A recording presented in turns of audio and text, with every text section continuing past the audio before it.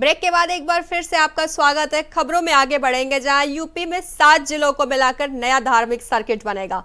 योगी ने महाकुंभ में मंत्री परिषद की बैठक के बाद यह ऐलान किया है। कहा, धार्मिक सर्किट में प्रयागराज, काशी, चंदौली, गाजीपुर, जौनपुर, मिर्जापुर और भदोही जिले शामिल होंगे। बैठक के बाद योगी और 54 मंत्री अरैल घाट से स्टीमर के जरिए संगम के लिए रवाना हुए। रास्ते में साइबेरियन पक्षियों और मछलियों को योगी ने नमकीन भी खिलाई। को बता दें, इसके बाद संगम में योगी और सभी 54 मंत्रियों ने स्नान भी किया। सीएम योगी, डिप्टी सीएम केशव प्रसाद मौर्य, ब्रजेश पाठक और अन्य कैबिनेट मंत्रियों के साथ त्रिवेणी संगम में पवित्र डुबकी लगाने के बाद जमीन पर बैठकर भोजन भी किया। इधर मंत्री परिषद बैठक पर सपा प्रमुख अखिलेश यादव ने तंज भी कसा है। कहा, कुंभ में मंत्री परिषद बैठक करना गलत है। कुंभ वो स्थान नहीं जहां पर राजनीतिक कार्यक्रम और फैसले लिए जाएं।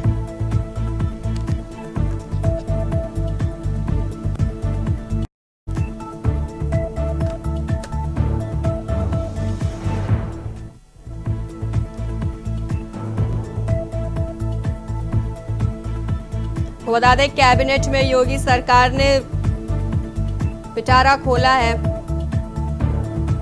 प्रयागराज में नया स्टेट कैपिटल रीजन बनेगा। विंध्य एक्सप्रेसवे को भी मंजूरी मिली है। इस बैठक में महाकुंभ के मद्देनजर प्रयागराज का विकास होगा। कैबिनेट बैठक में योगी सरकार ने पिटारा खोला है, जहां हॉस्पिटल का बॉन्ड जारी होगा। बता दें आपको, प्रयागराज, आगरा, वाराणसी में बॉन्ड जारी होगा। नए मेडिकल कॉलेज के निर्माण पर भी चर्चा हुई है इस बैठक में। बैठक में योगी ने 54 मंत्रियों के साथ डुबकी भी लगाई है। आपको बता दें, मंत्री परिषद की बैठक की 7 जिलों का नया धार्मिक सर्किट बनाने का ऐलान हुआ है।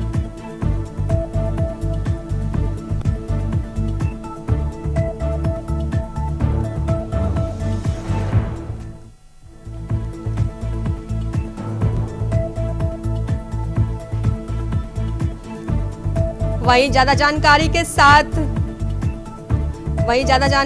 साथ हमारे स्टेट कोऑर्डिनेटर अनिल पाठक हमारे साथ जुड़ गए हैं और प्रयागराज से संवाददाता शुएब रिजवी भी हमारे साथ जुड़ गए हैं। अनिल, नए धार्मिक सर्किट बनने जा रहे हैं जिस पर मोहर लगी है, क्या अपडेट है? देखिए, आज संगम से एक बड़ा संदेश दिया उत्तर प्रदेश के मुख्यमंत्री योगी आदित्यनाथ ने। उन्होंने साफ कर दिया कि जो भारत की आध्यात्मिकता है, जो यहाँ का सनातन है, वो सर्वोपरि है। उन्होंने जो धार्मिक नगरी है उसके लिए एकदम सरकारी खजाने को खोल दिया है। साथ में ही प्रयागराज के आसपास जो जिले हैं, करीब 8 जिलों को मिलाकर के एक धार्मिक कॉरिडोर बनाने को भी हरी झंडी दे दी है। जी बिल्कुल अनिल जी, मंत्री परिषद बैठक पर सपा प्रमुख अखिलेश यादव ने भी तंज कसा है। बीजेपी की तरफ से इस पर क्या कुछ प्रतिक्रिया है? देखिए, अभी तक जो प्रतिक्रिया है वो सपा सुप्रीमो अखिलेश यादव की तरफ से आई है, जिसमें उन्होंने यहाँ पर संगम में जो ये कैबिनेट की बैठक हुई है उसको लेकर के तंज कसा है और कहा है कि संगम में और प्रयागराज जो है वो कोई कैबिनेट की बैठक करने की जगह नहीं है। वहां पे राजनीतिक फैसले नहीं लिए जा सकते हैं। अखिलेश का जहां तक कहना है कि ये धार्मिक नगरी है, महाकुंभ है, यहाँ पर फैसले जो है वो धार्मिक आधार पर धर्म के लिए जाते हैं। लेकिन रही बात जो आज मुख्यमंत्री योगी आदित्यनाथ ने किया है, वो धार्मिक नगरी जो है और जो आध्यात्मिकता है, सनातन है, उसको लेकर के बड़े फैसले लिए हैं। वो भी संगम तट से लिए है, त्रिवेणी में गंगा स्नान करके लिया है। जी बिल्कुल अनिल जी, आप हमारे साथ बने रहिए। हमारे संवाददाता शुएब भी हमारे साथ जुड़े हुए हैं। शुएब, कैबिनेट बैठक में योगी सरकार ने पिटारा खोल दिया है, क्या आप कुंभ की तस्वीर बदलेगी? देखिए, कुंभ की तस्वीर तो पहले से ही बहुत बेहतर तरीके से इस महाकुंभ को आयोजित किया जा रहा है और इसकी वानगी ही है कि आज उत्तर प्रदेश की पूरी कैबिनेट अपने नेता के साथ यहाँ पे मौजूद रही। न सिर्फ कैबिनेट बैठक हुई, कई महत्वपूर्ण फैसले लिए गए। उसके बाद जिस तरह से पूरी कैबिनेट ने मां गंगा से आशीर्वाद लिया, आस्था की डुबकी लगाई, कहीं ना कहीं ये एक ऐसा दृश्य था जो विरले ही देखने को मिलता है। आज का ये दृश्य बहुत जमाने तक याद रखा जाएगा। 2019 में भी कुछ इसी तरह के हालात थे। 2019 में भी योगी सरकार इसी तरह अपनी कैबिनेट के साथ क्या फौजी की कैबिनेट बैठक की थी। एक बार फिर उस इतिहास को दोहराया गया है। वही सरकार है, वही मुख्यमंत्री है और उनके मंत्रिमंडल के वही चेहरे हैं, कुछ चेहरे जरूर बदले हैं। और आज इस तरह से बैठक के बाद योगी आदित्यनाथ काफी खुश नजर आ रहे थे और जिस तरह से माँ गंगा में विधिवत उन्होंने पूजा अर्चना की, एक संत के रूप में भी उनकी ये झलक देखने को मिली है। जिस तरह से एक प्रदेश के मुखिया के साथ साथ वो आज एक संत के रूप में भी नजर आए। बाकायदा अपने पूरे कुटुंब को जो मंत्रिमंडल का था उसको पूजा पाठ पूजा अर्चना कराते हुए नजर आए। उनके साथ जिस तरह से गंगा में स्नान कर रहे थे, जिस तरह से डुबकी लगाई, वो कहीं ना कहीं एक ऐसा दृश्य था जो देख करके लोग बहुत खुश है।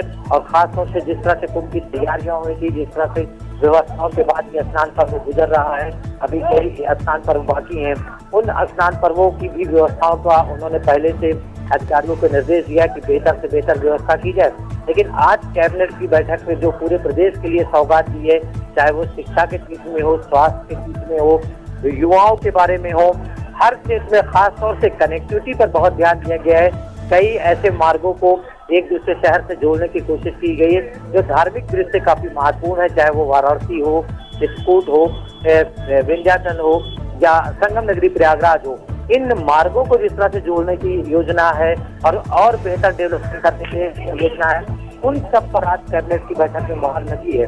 और उसके बाद जिस तरह से धार्मिक माहौल हुआ, जिस तरह से माँ गंगा के आंगन में जाकर के जिस तरह से लोगों ने आशीर्वाद दिया, जिस तरह से स्नान किया, वो अपने आप में एक बहुत ही रोचक दृश्य था। मुख्यमंत्री योगी आदित्यनाथ, उनके दोनों डिप्टी सीएम, 50 से ज्यादा मंत्री, ये सभी लोग संगम में मौजूद थे।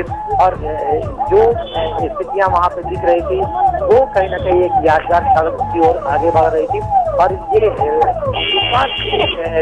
कह सकते हैं श्रद्धालुओं को दिलाना था कि देखिए कितनी अच्छी व्यवस्था और इस व्यवस्था क्या आप क्या माँ गंगा से आशीर्वाद ले रहे हैं। ठीक है शोएब, आप हमारे साथ बने रहिए। अनिल जी, आज योगी कैबिनेट की बैठक हुई है प्रयागराज में, इंफ्रास्ट्रक्चर परियोजना पर मुहर लगी है, क्या कुछ खास रहेगा? देखिए, जो कनेक्टिविटी है, संगम से कनेक्टिविटी को बढ़ाने के लिए जो धार्मिक कॉरिडोर के डेवलपमेंट के लिए बड़े फैसले लिए गए हैं। साथ में जो जन सरोकार से जुड़ी मुद्दे हैं, स्वास्थ्य है और सड़क है, पानी है, इसको लेकर के भी अहम फैसले योगी की तरफ से लिए गए हैं। जिस तरह से ये बात आ रही है कि 3 जिलों में और मेडिकल खोले जाने की, नए मेडिकल कॉलेज बनाए जाने की बात सामने आ रही है। इसके अलावा धार्मिक कॉरिडोर के तौर पर प्रयागराज और आसपास के जो जिले हैं इनको डेवलप करने की भी पूरी तैयारी है, भारी भरकम बजट के साथ। साथ में जो सबसे बड़ी चीज आज देखने को मिली, जो संगम में देखने को मिली, वो जो सहयोगी दल हैं, जहां पर मुख्यमंत्री योगी आदित्यनाथ की तरफ से जो निर्मलता दिखाई गई, वो चाहे आशीष पटेल हों, चाहे संजय निषाद हों या फिर राजभर हों। ठीक है अनिल जी, ज्यादा जानकारी के लिए आपका धन्यवाद। शोएब, आपका भी धन्यवाद। प्रयागराज के कुंभ नगर में ऐतिहासिक कैबिनेट बैठक हो रही। बहुत कम ऐसे अवसर होते हैं जब लखनऊ को छोड़ करके दूसरे शहर में कोई कैबिनेट बैठक हुई।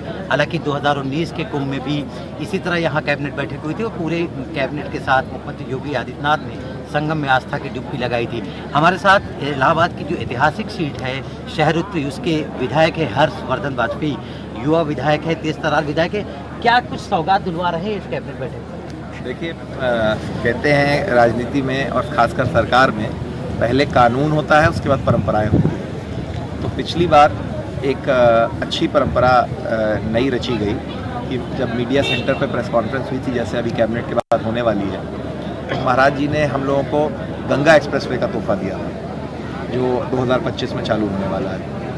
तो जो जिस तरीके की गतिविधियां रही हैं, हम लोग महाराज जी को से मिले अभी कुछ दिन पहले, तो हम लोगों ने लगातार भी इसमें हमारे में बात हो रही थी कि महाराज जी इस परंपरा को कायम रखा जाए और प्रयागराज को कुछ विशेष तोहफा कैबिनेट में उसके बाद जो प्रेस कॉन्फ्रेंस होती है उसमें मिलना चाहिए। तो जिस तरीके की, वैसे तो कैबिनेट की बातें सीक्रेट होती हैं, वो बाद में ही पता चलेगा, लेकिन जिस तरीके की गतिविधियाँ अधिकारियों की रही, जिस तरीके की कागज पत्रियों पे काम करा जा रहा है, मुझे लग रहा है कुछ बड़ा सेतु या इंफ्रास्ट्रक्चर का प्रोजेक्ट मिलने वाला है। क्योंकि पूरी कैबिनेट माँ गंगा से आशीर्वाद देगी, ये दृश्य अपने आप में है। आप भी स्नान करेंगे, आप विधायक हैं और अपने कुलीग्स के साथ? जी जी जी, ये पिछली बार भी था। हम लोग इंतज़ार करते हैं इसका, महाराज जी के साथ हम लोग का अभी स्नान होगा। अच्छा, क्या संदेश लगता है यहाँ पे कैबिनेट भी कर रहे हैं, उसके बाद गंगा स्नान है कि इसके राजनीतिक माने भी लोग अलग अलग निकाल रहे हैं, आपके हिसाब से ये क्या संदेश देने के पीछे मकसद? बेसिकली तो ये हम लोग ये संदेश दे रहे हैं कि हमारी कमिटमेंट कितनी है, मतलब कि हम लोग 50% नहीं, 40% नहीं, 100% सरकार कमिटेड है। पूरी कैबिनेट का आना मतलब कि एक विभाग, एक कैबिनेट मंत्री इस कुंभ के लिए कमिटेड है और तन मन धन से जो विभाग जो कर सकता है वो इस कुंभ की गरिमा को बढ़ाने के लिए कर रहा है। बिल्कुल, ये हर्षवर्धन बात की, उन्होंने साफ कहा है कि पूरा फोकस था कुंभ को बेहतर कराने का और इसीलिए कैबिनेट की ये बैठक महत्वपूर्ण बैठक है और ये संदेश देने की भी कोशिश है कि जिस तरह से योगी आदित्यनाथ और प्रधानमंत्री मोदी ने इस महाकुंभ को बहुत बढ़िया कराने की बात कही थी, उसको साकार करते हुए लोग और श्रद्धालु देखें। कैमरामैन सतीन प्रजापति के साथ शबरीत, इंडिया वॉइस, प्रयागराज। वहीं रांची से बड़ी खबर सामने आ रही है। रांची में एसीबी की ताबड़तोड़ छापेमारी की गई है। काले धन के कुबेर पर एसीबी का छापा। राजस्व कर्मचारी राजेश कुमार के ठिकाने पर यह कार्रवाई की गई है। भ्रष्टाचार के खिलाफ मुख्यमंत्री ने जीरो टॉलरेंस की दी है दिशा। एसीबी ने आम लोगों से शिकायतों के लिए जारी किया है नंबर। खंगाले जा रहे हैं नामकुम अंचल कार्यालय कर्मी के 4 ठिकाने। बता दें, झारखंड में रांची एंटी करप्शन ब्यूरो की टीम मोराबादी, टैगोर हिल रोड स्थित अन्य पैलेस में सुबह से ही छापेमारी अभियान चला रही है, जहां नामकुम अंचल के राजस्व कर्मचारी राजेश कुमार के ठिकाने पर छापेमारी की जा रही है। राजधानी रांची के साथ साथ गुमला और बिहार के औरंगाबाद में 4 स्थानों पर एसीबी टीम की छापेमारी अभियान चल रही है। तो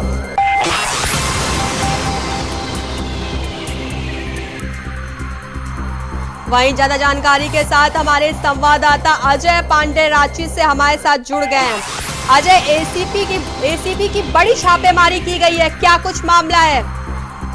देखिए, जिस प्रकार से लगातार आप समझ सकते हैं कि सरकार बनने के बाद लगातार अधिकारियों की हिदायत दी जा रही है, जिस पर राज्य में म्यूटेशन की प्रक्रिया को लंबित को रखने को लेकर के जो है लगातार सरकार अधिकारियों को हिदायत दे रही है। और वैसे में आज एसीबी की टीम उन तमाम जगहों पर अंचल अधिकारियों के कर्मचारियों और अंचल अधिकारियों के ठिकानों पर इस प्रकार से ताबड़तोड़ छापेमारी की गई। निश्चित रूप से जीरो टॉलरेंस सरकार की मंशा को लेकर के है। और जिस प्रकार से छापेमारी में अभी कई दस्तावेज जो एसीबी की टीम उन्होंने जब्त की है और उसकी इस तरीके से जांच की प्रक्रिया गहन जारी है। और इस प्रकार से लगातार आप देख सकते हैं कि जमीन घोटाले को लेकर के लगातार झारखंड क्यों रहा और वैसे में म्यूटेशन राज्य में म्यूटेशन के लंबित मामले को लेकर के लगातार सरकारी हिदायतें अधिकारियों को देते रही। और वैसे में नहीं मानने के बाद बावजूद भी आप हाल फिलहाल में ही देखा होगा कि रांची अंचल के सीओ जो है वो एसीबी के हाथ से चढ़े थे और उनसे जांच की कार्रवाई चल रही है और कई संपत्तियों के लिए अटैच करने की भी एसीबी तैयारी कर रही है। और वैसे में जो शिकायतों को लेकर के कई अंचल अधिकारी इस पर रडार में हैं और उसी संदेह के आधार पर जो अंचल के अधिकारी तथा जो संदिग्ध ठिकाने हैं उन पर आज कार्रवाई की गई है। जी बिल्कुल अजय, ज्यादा जानकारी के लिए आपका धन्यवाद। बुलेटिन में फिलहाल के लिए बस इतना ही। देश और दुनिया की तमाम बड़ी खबरों के लिए जुड़े रहिए इंडिया वॉइस के साथ।